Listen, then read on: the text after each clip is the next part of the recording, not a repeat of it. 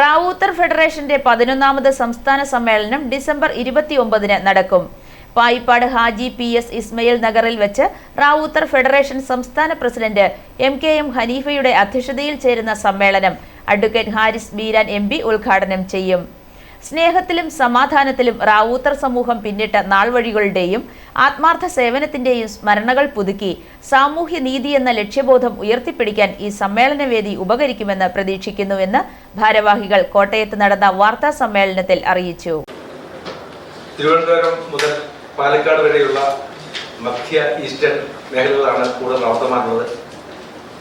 കൂടുതലും തമിഴ്നാട്ടിൽ നിന്ന് വന്നിട്ടുള്ളവരാണ്.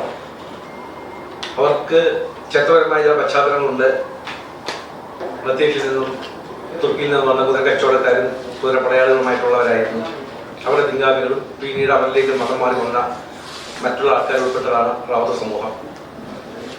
സ്കാറ്റേഡായിട്ട് കിടക്കുന്ന സമൂഹത്തിൽ ഇത് ഏറ്റവും വലിയ പ്രത്യേക പ്രശ്നം, അവർക്കൊരു പൊളിറ്റിക്കൽ ശക്തിയില്ല.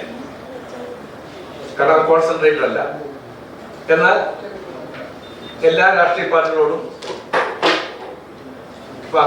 അവരുണ്ട്. എല്ലാ രാഷ്ട്രീയ പാർട്ടികളുടെയും അവരെ തുല്യ ആഗ്രഹം പാലിക്കുന്നുണ്ട്. ഒരു പ്രസ്ഥാനം എന്ന നിലയ്ക്ക് റാവൂത്തർ സമൂഹം സംഘടിതരാകേണ്ട ഒരു ആവശ്യകതയാണ് ഞങ്ങൾ ഈ സമ്മേളനത്തിലൂടെ മുന്നോട്ട്. ഞങ്ങളൊരു പ്രമേയം തന്നിട്ടുണ്ട്. നമ്മുടെ ഈ സമ്മേളനം അഡ്വക്കേറ്റ് ഹാരിസ് ബീരാൻ MP ആണ് ഉദ്ഘാടനം ചെയ്യുന്നത്. സമ്മേളനത്തിലെ നോട്ടീസ് ഞങ്ങൾ നൽകിയിട്ടുണ്ട്. ഈ സമ്മേളനത്തിന് നിങ്ങളിൽ നിന്നുള്ള സഹകരണമാണ് ഞങ്ങൾ പ്രതീക്ഷിക്കുന്നത്.